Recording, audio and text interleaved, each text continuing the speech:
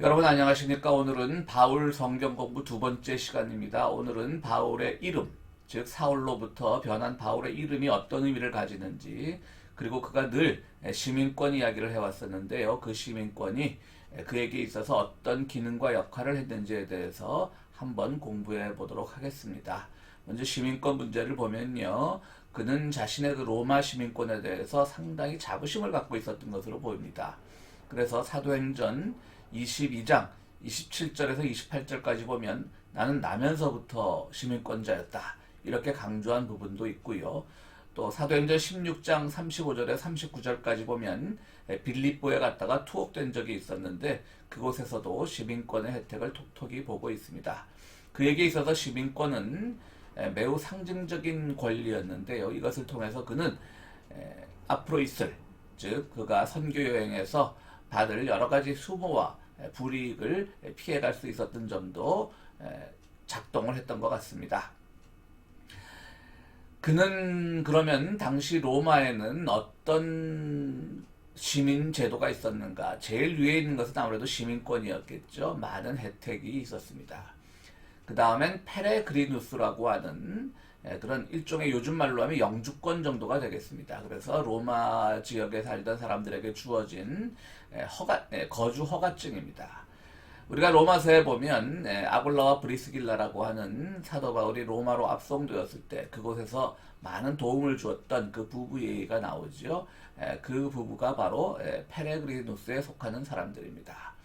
당시에 로마 지역에는 페레그리누스 거주 권한을 가진 유대인들이 상당히 많았던 것으로 보입니다.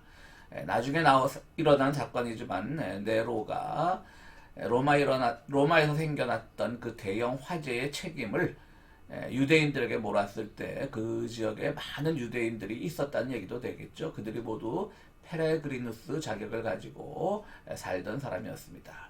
그 다음엔 노예가 있었고요. 이렇게 여러 가지 이제 계층이 있었는데요. 그 중에서도 시민권이 최고였습니다. 특히 로마가 다스리던 시절의 시민권은 어느 지역을 가든 그 영향력을 아주 막강하게 행사할 수 있는 그런 자격이었습니다. 그뿐이 아니죠. 또 사도 바울에게 있어서 중요한 것은 그가 유대인으로서도 상당히 많은 자격을 갖춘 그런 유대인이었다는 사실을 우리가 알 수 있습니다.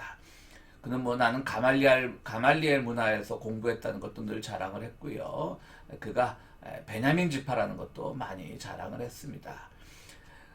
그는 어찌 보면 로마 시민권을 가지고 있음으로써 그 당시 최고의 대우를 받을 수 있었고, 또 유대인 사회에서도 최고의 대우를 받을 수 있는 그런 모든 조건, 요즘 흔히 쓰는 말로 스펙이란 걸 갖고 있었던 겁니다. 그런데 이렇게 최고의 유대인이자 또 최고의 권력인 시민권자가 어떻게 사도가 되었고 또 그는 많은 고초를 받게 되었을까? 그것은 자기에게 주어진 두 개의 최상의 자격들, 최고의 유대인 또 로마 시민권, 이것을 어떻게 쓰느냐에 달려 있었던 것이죠. 그는 자신이 가지고 있는 것을 잘 이용할 줄 알았던 것입니다. 그 중에서도 똑같이 최고의 것이었지만 유대인의 자격은 그는 포기를 했고, 로마 시민권의 그 자격은, 지위는 계속 유지하면서 선교에 적당하게 이용을 했습니다. 우리가 가지고 있는 것 중에 최고의 것이라고는 할 수 없겠지만 우리도 많은 것을 가지고 있는데요. 그 중에서 우리가 정말 하나님을 위해 사용할 수 있는 것은 무엇인지, 또 버려야 될 것은 무엇인지, 그것을 구분하는 지혜도 아주 필요하다고 생각됩니다. 우리는 여전히 학벌 사회에 살고 있고 출신 지역에 따라 어떤 평가가 좌우되는 그런 사회에 살고 있는데, 그런 것들 중에서 정말 버려야 될 것은 버리고 내가 가진 하나님으로부터 받은 능력 중에 최고의 것으로 생각되는 것을 어떻게 사용할까를 고민하는 것, 그리고 그것을 깨닫는 지혜가 바로 은혜죠. 사도 바울은 다메섹, 지금 이름으로 말하면 다마스커스지만 그리로 가는 길에서 바로 무엇이 중요한지를, 또 무엇을 정말 하나님을 위해 써야 될지를 자각하는 계기가 되었는데요. 그처럼 우리는 어떤 것을 어디에 쓰느냐, 우리가 가지고 있는 것 중에 정말 선한 게 쓰일 수 있는 것과 그릇되게 쓰일 수 있는 것은 무엇이 있느냐, 그 구분하는 그 은혜를 누리시는 여러분들이 되기를 바랍니다. 두 번째로는 사도 바울이 가지고 있는 그 이름의 의미입니다. 사도 바울은 그 이름을 우리가 잘 알다시피 사울에서부터 그 이름이 변한 것인데요. 우리가 흔히 아주 급격한 변화를 겪은 사람들을 사울에서부터 바울로 전환되었다. 사울에서 바울로의 전환과 같은 그런 급격한 변환이다. 이런 말들을 많이 쓰는데요. 사실 이게 꼭 맞는 말은 아닙니다. 왜냐하면 다메섹 사건 이후에도 사울이라는 이름이 쓰이기도 한 흔적이 사도행전 13장에 나오기 때문입니다. 그렇다고 해서 또 꼭 사울로에서 바울로의 전환이 꼭 성서적 시간을 구분을 해서 꼭 틀린 말이냐? 그렇지도 않습니다. 그 변화는 분명히 의미 있는 변환이었고요. 그 변환을 통해서 우리가 깨달을 수 있는, 받아들일 수 있는 사건도 지혜도 많이 있습니다. 조르조 아감벤이라고 하는 이탈리아의 유명한 철학자인데요. 이 사람은 남겨진 시간이라는 책을 썼습니다. 거기 보면 이 조르조 아감벤은요, 로마서 1절만을 연구해서 아주 두꺼운 책을 썼습니다. 이 책에서 그는 앞부분에서 바울이 가지고 있는 이름에 대해서 많은 설명을 하고 있습니다. 바울이라고 하는 이름은 프레노멘이나 코그노멘, 발음이 좀 어렵습니다. 프레노멘이나 코그노멘이 아니라 시그눔이라고 주장을 합니다. 즉 프레노멘은 우리식으로 말하면 이름, 즉 first name이 되겠고요. 코그노멘은 성이 되겠습니다. last name이 되겠습니다. 그런데 그런 것이 아니라 시그눔, 즉 별명이었다라고 하는 것이죠. 그러므로 그가 회심 후에 그의 이름이 첫 글자 S가 P로 바뀐 것은 단순히 한 글자의 변화가 아니라 아브라함이나 사라의 이름이 바뀐 것과 같은 큰 의미를 지닌다라고 하는 것입니다.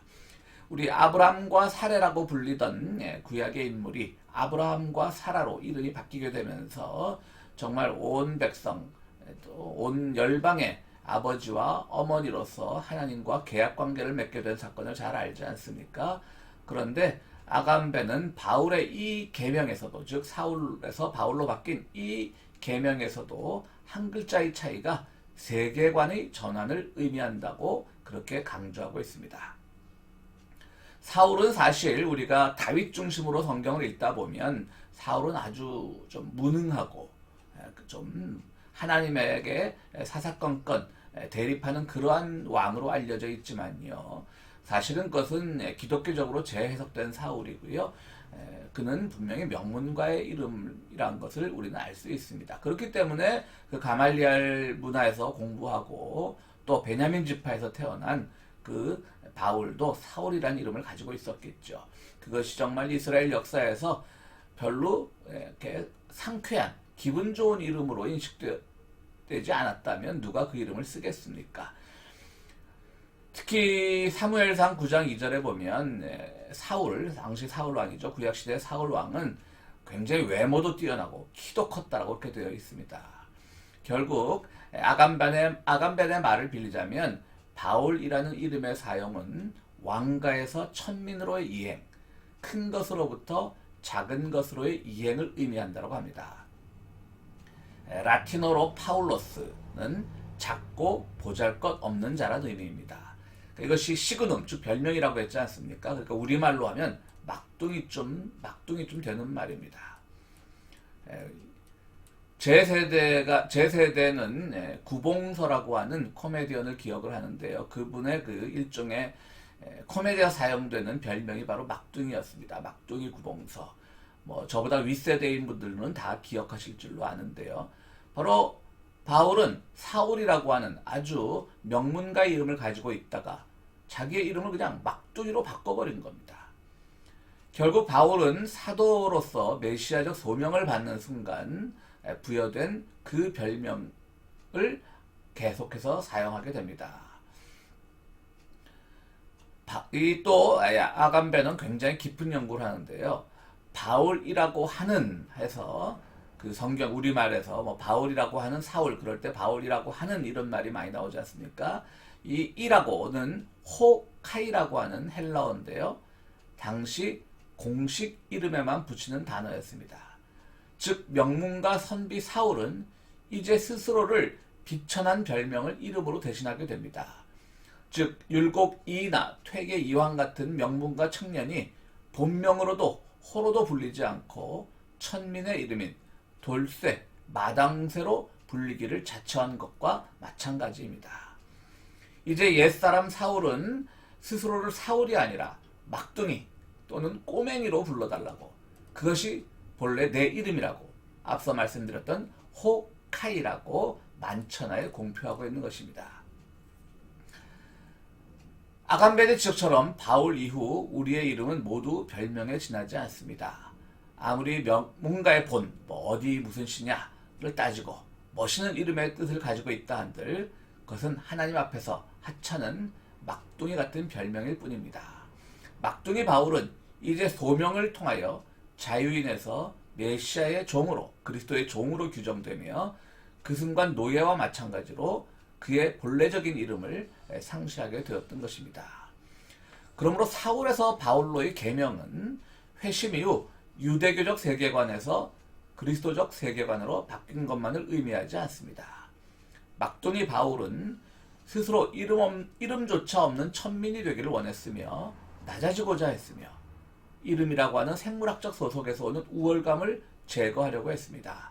천민이 된들 무엇이 불편하단 말입니까? 유대교 선비로서 누리던 모든 혜택이 끊어져도 나는 모든 것으로부터 자유로울 수 있다고 말합니다. 로마서 8장 31절 말씀입니다. 누가 우리를 그리스도의 사랑에서 끊을 수 있겠습니까? 환난입니까? 곤고입니까? 박해입니까? 굶주림입니까? 헐벗음입니까? 위협입니까? 또는 칼입니까? 즉 사울이 바울이 된 사실은 단순히 회심하면서 바뀌면서 이름을 그냥 바꾼 것이 아니라 그는 별명처럼 불리는 하찮은 사람이 되기를 스스로 결정한 것입니다. 주변에서 아버지와 어머니의 성을 함께 쓰는 사람들을 가끔 만납니다. 물론 그것이 한국의 호적제도에서는 인정되지 않아서요. 개인적으로 필명이나 그렇게 사용되긴 하지만 아버지와 어머니의 성을 다 써서 자기 이름을 붙이는 사람들이 있습니다. 저는 저희 어머니의 이름도 성도 김씨였기 때문에 저는 굳이 그럴 필요는 없는데요. 이렇게 이름을 사용하는 분들의 취지는 충분히 이해합니다. 가부장적 문화를 극복해서 우리가 어머니의 이름도 우리의 라스트 네임에 함께 써야 되지 않느냐라는 그런 취지겠지요. 그런데 이분들이 놓치고 있는 것이 있습니다. 가부장 제도보다 더 무서운 것이 족벌 문화라는 점을 알아야 됩니다. 우리 역사에서 백성 모두가 성을 갖게 된 것은 일제강점기에 들어와서입니다. 더 거슬러 올라가 보면 신분제가 와해되던 조선 후기 이전으로 가면 백성의 반은 성이 없었습니다. 그렇다면 우리 중 누군가는 조부모가 되었건 증조부모가 되었건 비밀로 깊이 묻어두었겠지만요. 성이 없는 천민 조상을 두었을 터일 것입니다. 그런데 오늘날 많은 사람이 저는 동성애자입니다, 이런 커밍아웃은 있어도 적어도 한국 사회에서 자신이 노비의 후예라고 말하는 사람은 없습니다. 동성애자로 차별은 받고 살지언정 노비의 후예로 살기 싫은 신분의 엄혹함이 우리 사회에 아직 흐르고 있는데 그것을 먼저 고쳐야지 아버지 성이면 어떻고 어머니 성이면 어떻겠습니까? 거짓 하나만 달고 사는 것도 부담스러운데 둘씩 달고 살겠습니까? 성을 둘씩 달고 사냐 이 말씀입니다. 유니온 신학교에서 가르치던 정형경 교수가 성을 떼고 그냥 현경이라고 불리고 있습니다. 저는 이분이 훨씬 더 멋져 보입니다. 21세기에도 이러한데 2000여 년 전 이름도 버리고 성도 떼고 막둥이로 살기로 다짐한 바울의 결단은 당시로서는 상상하기 어려운 일이었습니다. 이제 바울은 함께 낮아지고 함께 바보가 되자고 우리를 부릅니다. 그런데 바울이 가르친 믿음으로 구원받는다는 것을 절대의 진리로 가르치는 목회자들은 바울에서 다시 사울로 가려고 합니다. 그래서 그들은 바울이 왜 바울이 되었는가는 고민하지 않고 바울이 가르친 그 교리만을 강조하면서 기독교를 다른 곳으로 인도하고 있는 그런 실수를 범하고 있습니다. 어제 우리는 세월호 6주기를 지났는데요. 이제는 우리가 함께 낮아지고 함께 울어줄 사람이 필요한 시대입니다. 바울은 함께 낮아졌습니다. 또 함께 울어주었습니다. 사울에서요 바울로의 계명은 진정한 그리스도인이라면 그러한 사람이 되라는 메시지를 담은 사건입니다. 이상 마치겠습니다.